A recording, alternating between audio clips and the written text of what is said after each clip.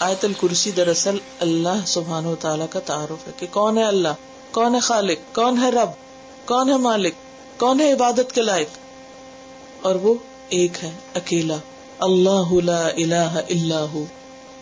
کیوں؟ اس لیے کہ الحی اور القیوم ہے، اس لیے کہ لا تأخذہ سنۃ ولا نوم ہے، اس لیے کہ لہ ما فی السماوات و ما فی الارض ہے۔ اور آسمانوں کے علاوہ زمین، چلے آسمان تو ہماری پہنچ سے باہر ہے، لیکن زمین کا حال کیا ہے؟ زمین تو ہمارے پاؤں کے نیچے ہے، اور عمریں گزر گئی لوگوں کو زمین پہ چلتے، سوتے، کھاتے، پیتے، بیٹھتے، اس کو ایکسپلور کرتے، لیکن ابھی بھی زمین کے اندر جو کچھ ہے وہ سارے کا سارا انسانوں نے نہیں جانا۔ صرف اس پہ چلنے والے جانوروں کی قسمیں بھی ساری نہیں دیکھی انسان، اور وہ سمندروں کے اندر جو کچھ ہے وہ تو ابھی بہت ہی دور کی بات ہے۔ ہر کچھ دن کے بعد ایک نیا کلپ آ جاتا ہے کہ یہ نئی ڈسکوری ہوئی ہے اور یہ نئی مخلوق ہے، یہ فلاں جگہ پر سمندر میں یہ جانور پائے جاتے ہیں۔ ہم نہیں جانتے کہ کیا کچھ ہے، لیکن یہ سب اسی کی ملکیت ہے۔ کسی خاص ٹیریٹری میں کسی خاص حکومت کے تحت اس کا انتظام نہیں آتا، وہ نہیں ان کو کھلاتے، وہ ان کا بندوبست نہیں کرتے۔ ان سب کو پیدا کرنے والا، ان کو پالنے والا، ان کو کھلانے والا، ان کا نظام سنبھالنے والا وہ وہی ہے، اور اسی کی ہم سب عبادت کرتے ہیں، اور سب کو اسی کی عبادت کرنی چاہیے، اور اس کی عبادت میں کوئی اور شریک نہیں ہو سکتا، کیونکہ کوئی اور ایسی صفات رکھتا ہی نہیں۔ من ذا الذی یشفع عندہ الا باذنہ، کون ہے پھر جو سفارش کرے اس کے پاس مگر اسی کے اذن کے ساتھ، اسی کی اجازت سے۔ یعنی وہ رب ایسا ہے کہ جو صرف اس دنیا کا نہیں، آخرت کا بھی مالک ہے۔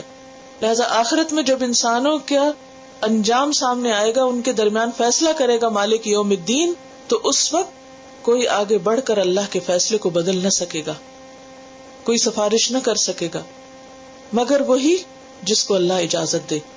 تو سفارش ہے تو صحیح، شفاعت برحق ہے، لیکن کافر کے حق میں شفاعت نہ ہوگی۔ مومن کے حق میں شفاعت ہو سکتی ہے، کبیرہ گناہ ہے اور غلط کام کیے ہیں، ان کے لیے شفاعت ہوگی، لیکن کس کے بعد ہوگی؟ اللہ کے اذن کے بعد۔ تو اس سے کیا پتہ چلتا ہے کہ الملک یومئذ للہ، بادشاہت اور حکومت اور فیصلے کا اختیار سارے کا سارا اللہ کے پاس ہے، وہی اصل مالک ہے۔ کیوں؟ اس لیے کہ وہی عبادت کے لائق ہے، اور اس لیے کہ وہ عبادت کے لائق ہے۔ یعلم ما بین ایدیہم وما خلفہم، وہ جانتا ہے جو ان کے آگے ہے، کن کے؟ لوگوں کے، اور آگے سے مراد کیا ہے؟ Present and future. وما خلفہم، اور جو ان کے پیچھے ہے، کیا؟ پاسٹ۔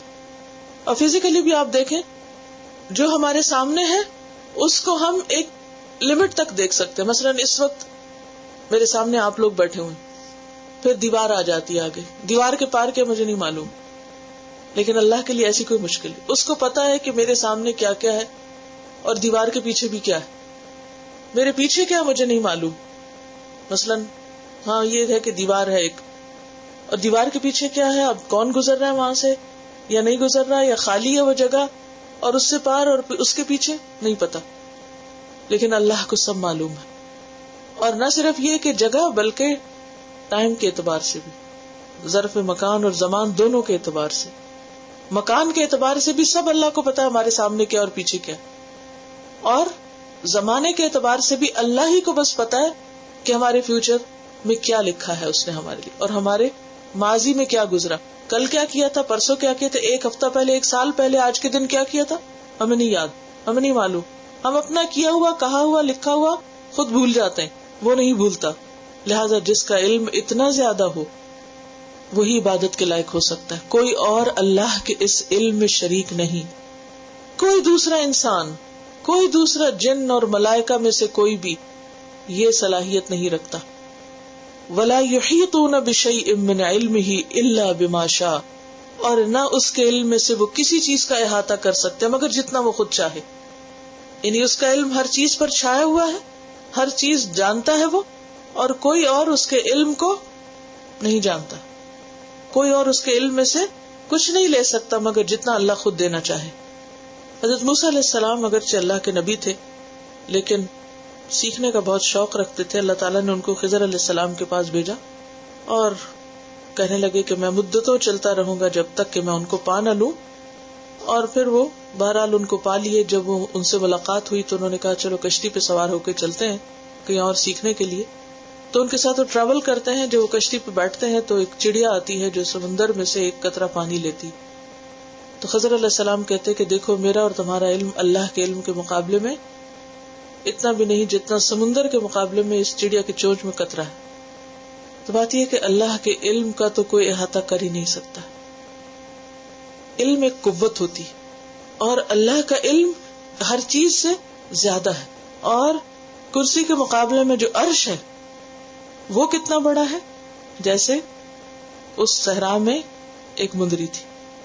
یعنی اب آپ اس نسبت کو یوں قائم کر سکتے ہیں کہ ساتوں آسمان اور زمین کرسی کے مقابلے میں کتنے، جیسے صحرا میں پڑی ہوئی ایک رنگ.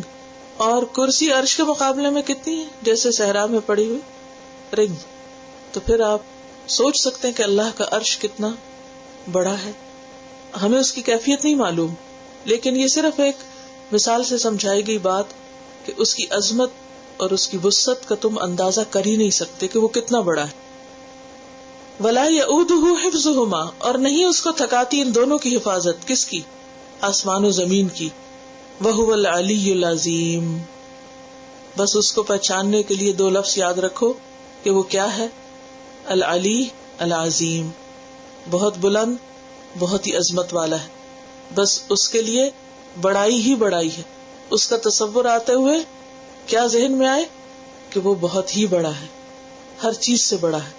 اور اسی کا اظہار ہم کرتے ہیں کب؟ ہر نماز کے اندر اٹھتے بیٹھتے اللہ اکبر اللہ اکبر اللہ اکبر. تو یہ ہے دراصل وہ بڑی آیت جو اللہ کا تعارف کراتی ہے اور اللہ کے ہی معبود ہونے پر دلائل دیتی. یعنی اس ایک آیت کے اندر بہت ساری چیزیں بیان ہوئی، اور سب سے بڑی چیز کیا کہ اللہ بہت بڑا ہے، اسے بڑا سمجھو اور وہی عبادت کے لائق ہے. کسی اور کو اس کے ساتھ شریک مت ٹھہراؤ.